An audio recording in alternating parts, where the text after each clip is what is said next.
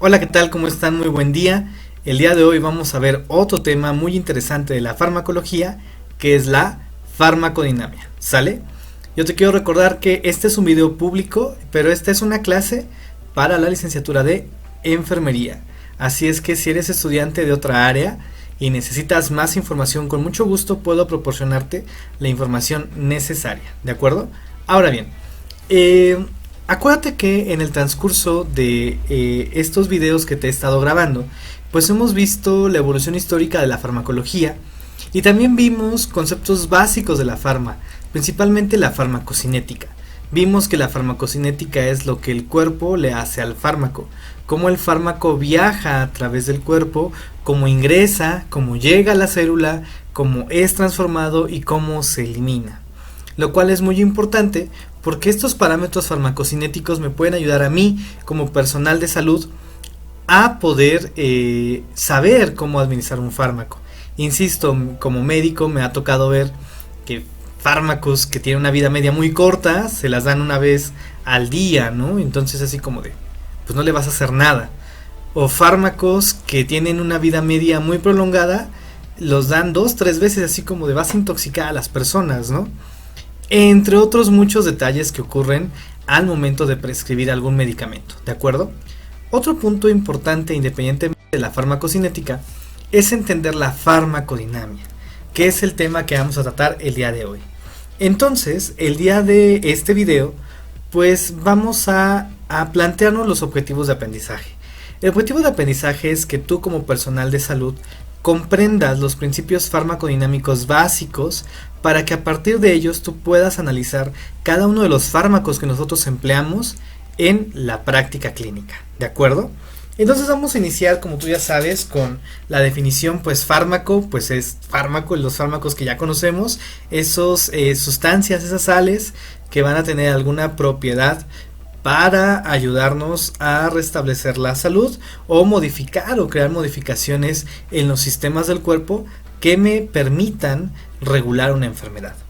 Y por el otro lado, pues hablamos de dinámica, es decir, del cambio. En pocas palabras, es como el fármaco, déjame me acomodo bien mi pantalla, cómo es que el fármaco, cómo es que el fármaco,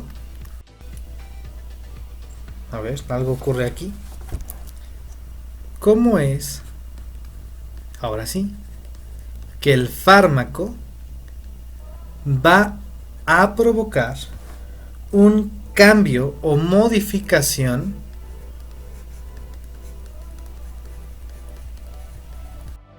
del organismo.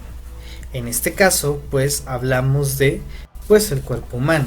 Vamos a ver precisamente eso. Obviamente, pues la farmacodinamia es una rama de la farmacología y va a ocuparse de estudiar lo siguiente. Número 1, estudia los mecanismos de acción.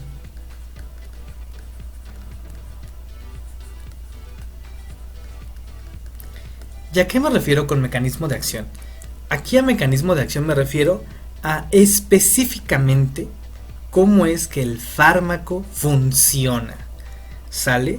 No es como el típico, ¿para qué sirve? Ah, pues para el dolor de muelas. No, no sirve para el dolor de muelas. El fármaco tiene una forma muy específica de actuar. Y gracias al conocimiento de esta forma específica de cómo actúa, es que nosotros podemos utilizarlos, porque sabemos cómo funciona. ¿Sale? ¿Cómo funciona el fármaco? Por ejemplo, vamos a poner una persona que tiene alergia. Una persona que tiene alergias, pues va a haber una célula que se llama mastocito, que en su interior tiene múltiples gránulos. Y estos gránulos tienen una sustancia que se llama histamina. Bueno, pues esta histamina, cuando es liberada y llega a otra célula que tiene un receptor de histamina, la histamina se pega aquí y esto genera toda la reacción alérgica. como estornudos, comezón, secreción de moco, etcétera. Obviamente estamos hablando de una reacción alérgica muy sencillita, como la del polvo, cuando te empiezan a lagrimear los ojos, etcétera. ¿Sale? Entonces, ¿qué es lo que ocurre? Pues a lo mejor yo tengo un fármaco que es un antihistamínico y lo que hace es meterse aquí y ya no permite que la histamina interactúe con su receptor y por lo tanto ya no hay una reacción alérgica. ¿Sale? Eso es el mecanismo de acción, la forma en la cual el fármaco funciona. ¿Sale? Eso es. Pero también se va a estudiar en farmacodinamia la relación de la concentración del fármaco y la respuesta observada. Es decir, ¿estás de acuerdo que pues va a haber personas de talla muy baja o de peso bajo que van a reaccionar con una menor dosis de fármaco y habrá personas que a lo mejor sufran de obesidad o sobrepeso que precisamente por esa masa que tienen pues requieran mayor cantidad de fármaco, ¿no? Entonces vamos a ver que la farmacodinamia estudia los mecanismos de acción, es decir, cómo funciona el fármaco y también cómo esas respuestas van a estar interrelacionadas con la dosis. ¿Estamos de acuerdo? Ahora bien, porque de aquí vamos a tener un principio básico. No todas las personas ocupan la misma dosis. Obviamente utilizamos dosis estándares, pero pues la dosis se tiene que calcular. Más específicamente en el caso de niños. Tú sabes que mis pacientes pues no son niños, ya no veo niños, pero pues en el caso de los niños pues sí tenemos que calcular la dosis por kilo de chamaco, ¿no? A diferencia del adulto, que podemos utilizar una dosis estándar y muy probablemente en algunas situaciones muy específicas pues yo sí requiera utilizar una dosis de acuerdo al peso. ¿Sale? Y es entonces que vamos a ver un principio farmacodinámico, que es el siguiente. Imagínate que yo voy a graficar lo siguiente. Imagínate que yo a 100 fulanitos o 100 fulanitas, lo que tú quieras y mandes, vamos a ponerle ahí sus trenzas o su cabello largo para que se identifiquen, ¿sale? Bueno, aquí tengo mis sujetos de estudio y yo tengo 100 personas, ¿sale? Y de esas personas yo les voy dando dosis para ver qué tanto responden, ¿sale? Entonces haz de cuenta que aquí yo tengo graficada la dosis y aquí yo tengo graficado el número de pacientes que van a tener una respuesta. Entonces imagínate, yo grafico y voy a obtener lo siguiente, una gráfica de campana de Gauss.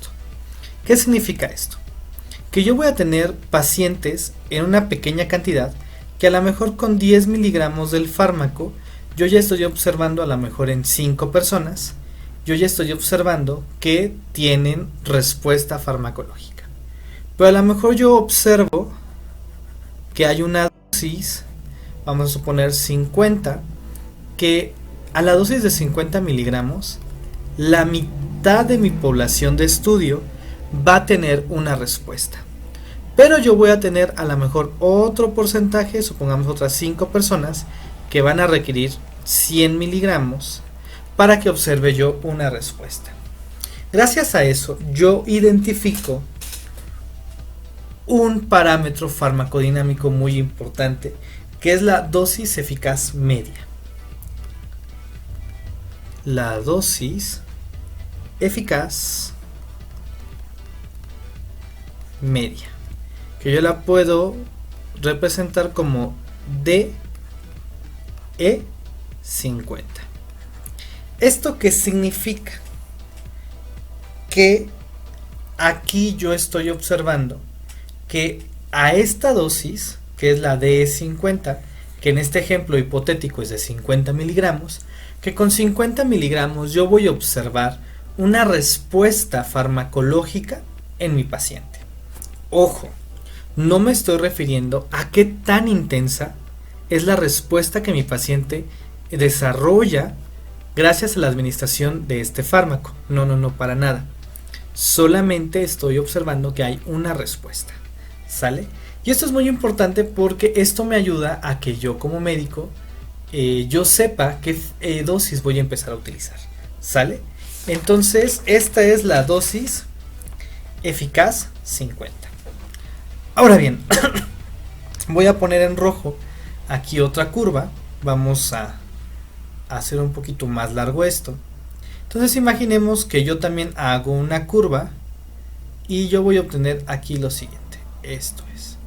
Esta curva está en rojo porque aquí lo que yo observo, obviamente esto es de manera hipotética, porque estás de acuerdo que esto no se hace por las cuestiones bioéticas, pero imagínate que aquí a esta dosis de 75 miligramos, 5 personas se mueren. Y que a esta de acá, a esta dosis, a lo mejor vamos a poner 150, a esta dosis a 150, el 50% de la población se muere. Y a lo mejor haya otro cachito de población de 5 que requiera una dosis de hasta 200 para que se muera. ¿Sale? A esta dosis se le conoce como dosis letal media, que se puede describir como DL50. ¿Sale? ¿Esto para qué me sirve? Para que yo sepa cuánto es mi margen que yo puedo tener para poder prescribir un fármaco. Es decir, yo saber qué tanto es mi índice terapéutico. Acuérdate, ningún fármaco,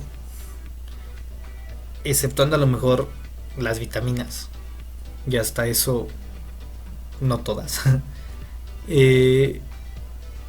un fármaco pues es una sustancia extraña al cuerpo y evidentemente puede condicionar daño. O sea, hay personas que se la pasan tomando medicamentos como si fueran dulces y pues la verdad es que si supieran la cantidad de efectos adversos que provocan, pues no se los tomarían. Obviamente nosotros sabemos sobre el fármaco.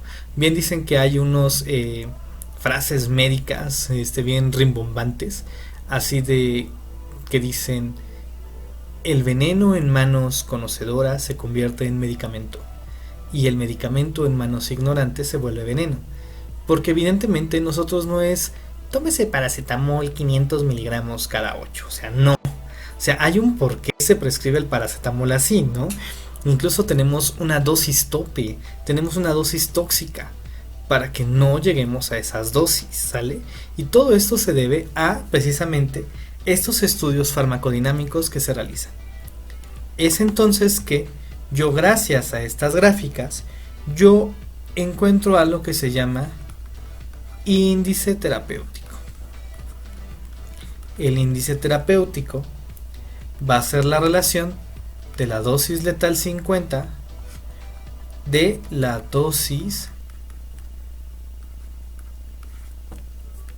la dosis 50, o sea, la dosis letal y la dosis a la cual yo voy a encontrar una respuesta, ¿sale?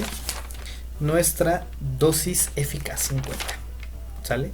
Este índice terapéutico me ayuda a determinar qué tan seguro es un fármaco. Entre más chiquito sea el número, este fármaco es más letal, ¿sale? Porque vamos a ver que hay fármacos que sus dosis son tan pequeñitas que pueden provocar daño, ¿sale? Obviamente, en los estudios humanos no se utiliza la dosis letal 50, se utiliza la dosis tóxica 50. Es decir, a qué tanto dosis de fármaco mi paciente va a empezar a desarrollar toxicidad, no letalidad. O sea, no va a haber estudios humanos donde se busque que muera el humano para ver hasta qué tanto medicamento se muere, ¿no? Obviamente no hay esos estudios. Se identifican adelante pues porque pues son azares del destino, de ay, se tomó la dosis el paciente o accidentes, ¿no? O sea, realmente no es algo que se haga actualmente en los laboratorios. Entonces se utiliza la dosis tóxica 50, ¿sale? Y esto me ayuda, insisto, a poder determinar qué tanta es la dosis que yo debo de administrar a mi paciente para asegurarme de que mi paciente tenga una respuesta y que también yo no llegue a dosis tóxicas. Obviamente también me ayuda a comprender que hay pacientes que no van a mejorar con una dosis y a lo mejor requieran un incremento en la dosis. Por ejemplo, ahorita en esta pandemia que tenemos, habrá pacientes que no mejoren con 500 miligramos de paracetamol su fiebre. A lo mejor requieran un poquito más de paracetamol para poder disminuir sus picos febriles. O peor tantito, o no peor tantito, sino mejor, pues cambiar el fármaco, ¿no? Entonces, pues esto es una cuestión de la farmacodinamia que yo quería que quedara completamente clara. Ahora bien, no confundir con los parámetros farmacocinéticos. Aquí yo no estoy midiendo la concentración de fármaco en sangre. Ojo, aquí la relación es dosis. O sea, qué tanto yo administro de mi fármaco a mi paciente. No estoy valorando la concentración del fármaco. ¿Sale? Porque ya los conozco. Esto es en lo que siempre se equivocan en los exámenes. ¿Va que va? Ahora bien, existe otra curva que se llama curva dosis terapéutica. Y pues esto es muy importante porque me va a ayudar a entender algo que la gran mayoría de la gente pues no entiende. Y pues eso se debe pues al desconocimiento, ¿no? Vamos a imaginar lo siguiente. Yo voy a graficar mi dosis con la respuesta.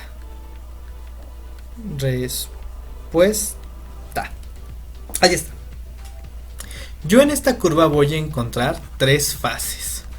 Es decir, yo empiezo a administrar fármaco, una dosis pequeña, y apenas empieza a elevar. ¿Sale? A una dosis baja, el fármaco alcanza poquitas células y empieza a obtener respuesta a mi paciente. ¿Sale? Pero no es una respuesta total, es decir, a lo mejor estoy dándole un analgésico y yo le doy una dosis pequeña de analgésico y a lo mejor sí mejora discretamente el dolor. Entonces esta es la fase 1, donde apenas empieza a subir esta curva. A lo mejor yo le incremento la dosis y la respuesta empieza a aumentar. ¿Sale? Y aquí en la segunda fase yo voy a ascender, que ahora sí mi pendiente empieza a subir. ¿Sale? Pero va a llegar a un punto máximo y por más dosis que yo le dé de fármaco, esto ya no sigue subiendo, que sería la tercera fase. ¿Por qué? Pues porque ya se le quitó el dolor y no porque le dé más fármaco significa que voy a disminuir la dosis. Esto es muy importante porque hay personas pues así bien raras, normalmente son personas que desconocen del área de la medicina, que te dicen, no, pues tómate 4 pastillas, ¿no? Y así de, ¿cómo consideras? O sea, es mucho. Entonces hay que tener en cuenta que hay 3 fases en la dosis terapéutica cuando yo empiezo a administrar un fármaco. La primera es que doy una dosis pequeña y hay una discreta mejoría, no una mejoría completa. Cuando yo doy una dosis normal del fármaco, pues disminuye, pero no significa que entre más fármaco yo esté administrando, mi paciente va a tener una mejor respuesta, porque en ese momento ya los receptores están saturados, en ese momento pues ya, o sea, no hay más que hacer. Y esto es muy importante, insisto, me tocó ver cómo había personas que decían, no, es que si me tomo tal fármaco o tal suplemento, pues me siento bien, ¿no? O sea, entonces si con una pastilla me siento bien, pues lo que la mayoría de la gente pensaría es que si con una me siento bien, si me tomo 5, pues me voy a sentir excelente, o sea, me voy a sentir fenomenal. Y no, si tomas 5 vas a llegar a dosis tóxicas. Entonces, esto es muy importante a considerar para la administración de fármacos. ¿Sale? Ahora bien, existen otros términos que la verdad son un poquito complejos en el sentido de poder saber qué fármaco es más potente. Yo estoy seguro que en algún momento de tu vida habrás escuchado que te digan, no, pues tómate en lugar de un fármaco tomado, mejor que te lo inyecten, o sea, te vas a curar más rápido.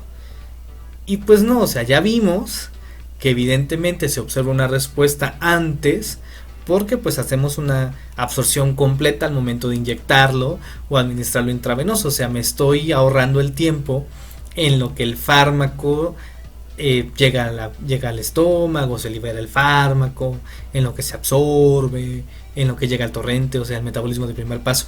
Obviamente, como me ahorro todo eso, pareciera que es más eficaz o más potente el fármaco. Por eso no tiene nada que ver con estos términos. Entonces vamos a poner aquí un primer término que se llama potencia.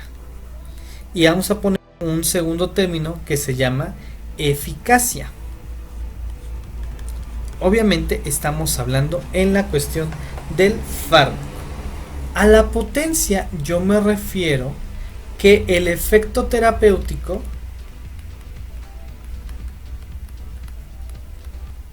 se obtiene con menor dosis.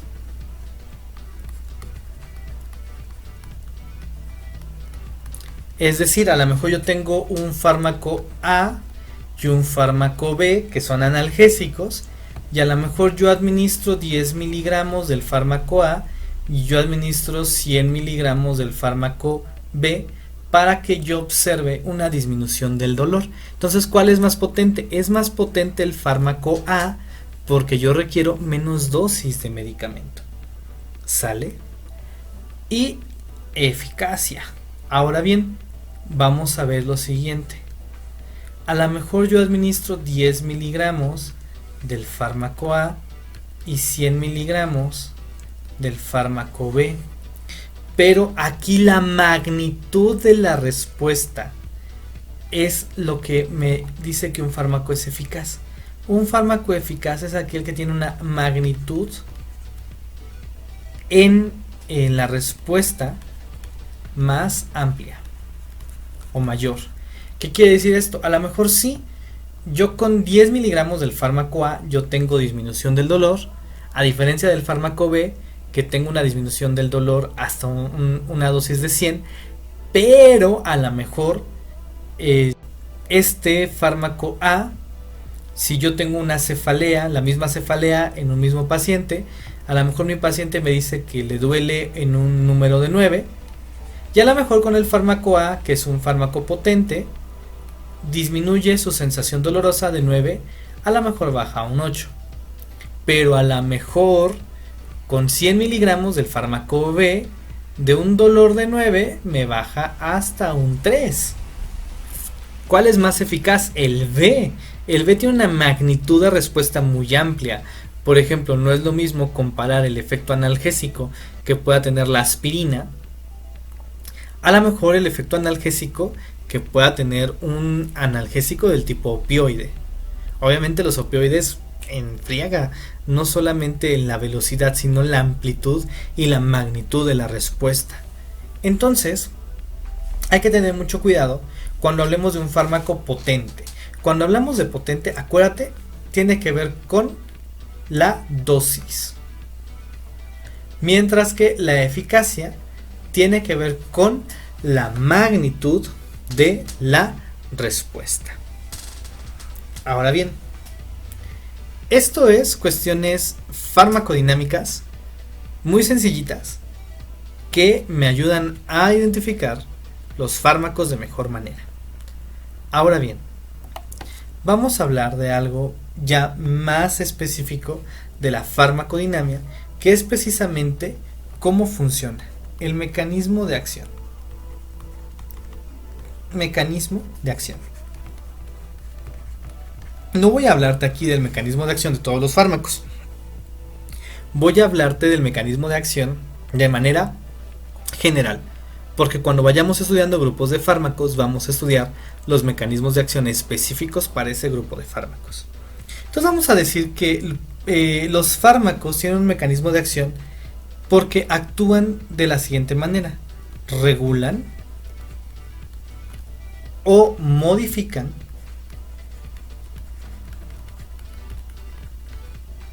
un proceso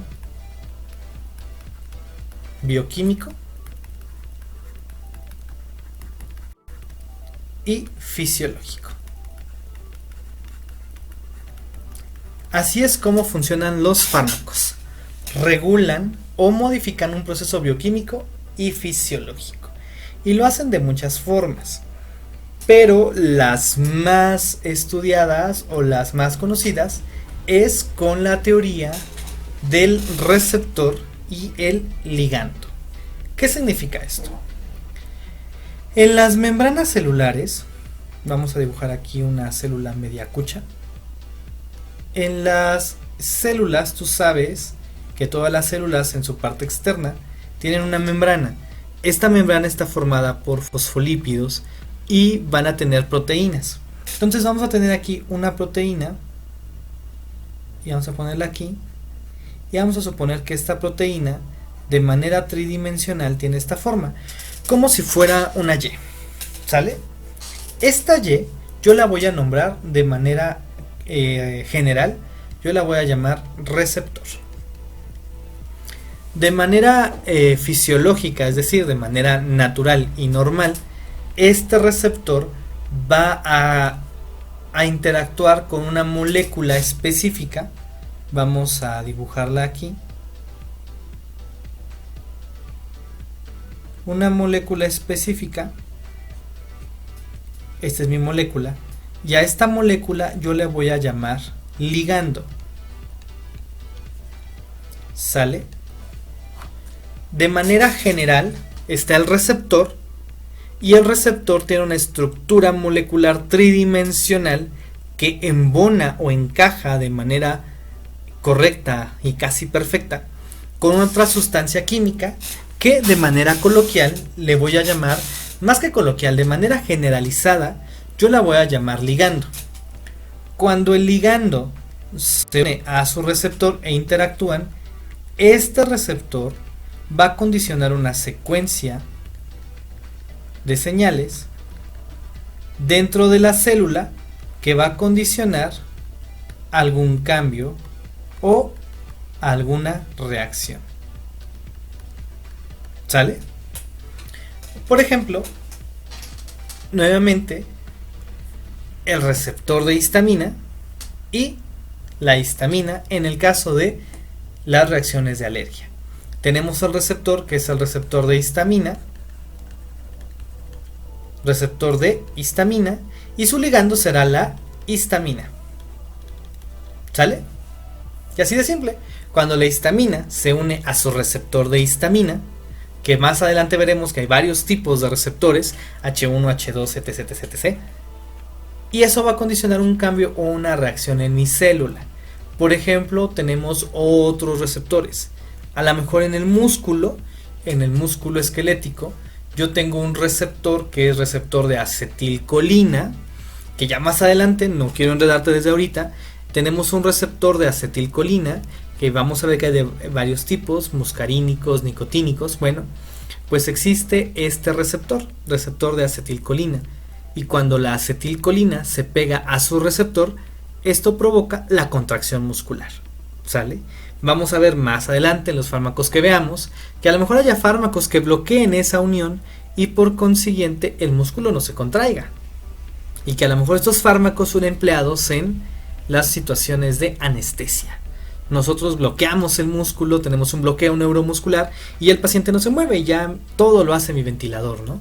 Esta es la magia o la parte bioquímica o la parte muy interesante, muy padre de la farmacología. Imagínate cómo estamos avanzados en conocimientos que podemos generar una molécula que interactúe específicamente con un receptor.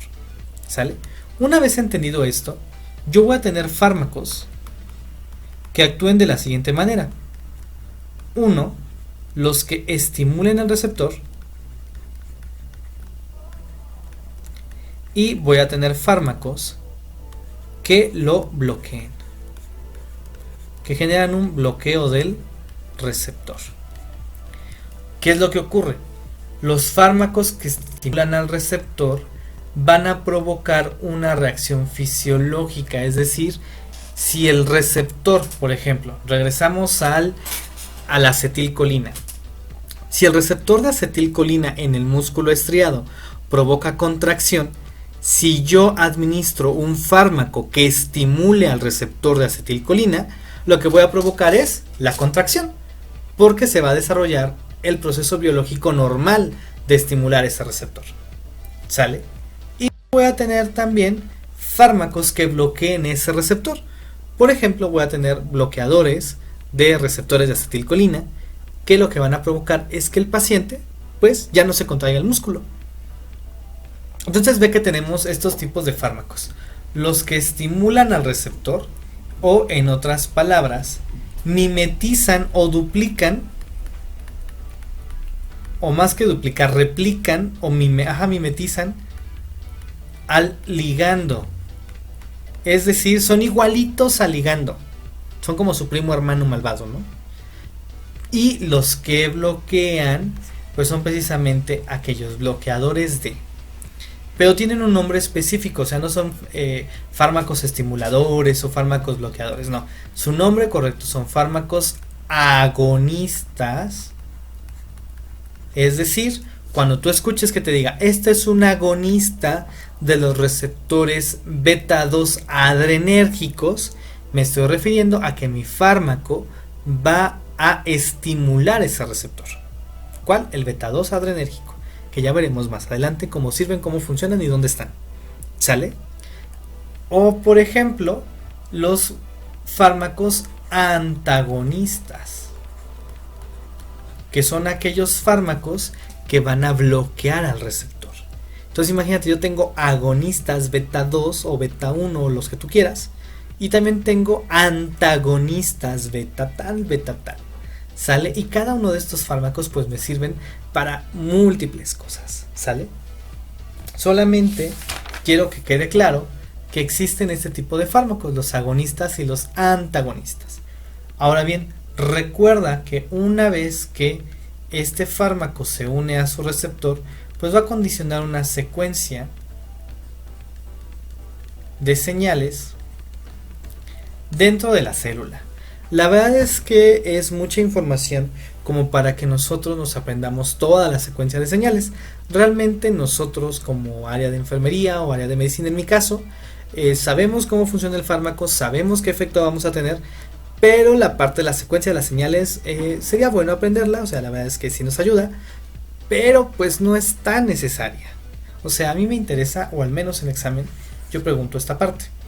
Aquí no la pregunto tanto, a menos que tengan alumnos de por ejemplo, una vez tuve la dicha de dar clases a química clínica, y pues esa secuencia de señales se las tenía que preguntar, porque evidentemente pues eso es a lo que se van a dedicar, ¿no? En nuestro caso, como vamos a recetar o administrar fármacos, pues nos interesan otras cuestiones de la farmacología, ¿de acuerdo? Y pues hasta aquí serían los temas de farmacodinamia. La verdad es que la farmacodinamia es muy interesante, es muy extensa.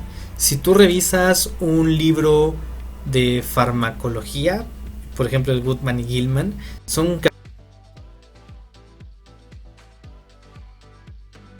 y cuáles son la forma de los canales, o sea, cuestiones más más complejas, que evidentemente para los objetivos de este video, que es precisamente comprender lo básico de la farmacología, pues exceden ese alcance, ¿sale? Entonces pues espero que haya quedado todo claro. Ya sabes que ante cualquier duda puedes escribir aquí en los cuadritos de comentarios, y con mucho gusto yo te explico alguna otra cosa que no haya explicado acá, o en el caso de que quieras un temita especial pues también puedes hacerlo, y cuando tenga tiempo, lo cual es casi poco usual, con mucho gusto te grabo un video, ¿sale? Pues entonces espero que haya quedado claro. Esta es nuestra primera clase de esta semana, y pues vamos a tener más clasecillas en los siguientes días, específicamente más para trabajo en casa, específicamente mis alumnos de la licenciatura de enfermería. Pues cuídense mucho, estamos en contacto y descansen. Bye bye.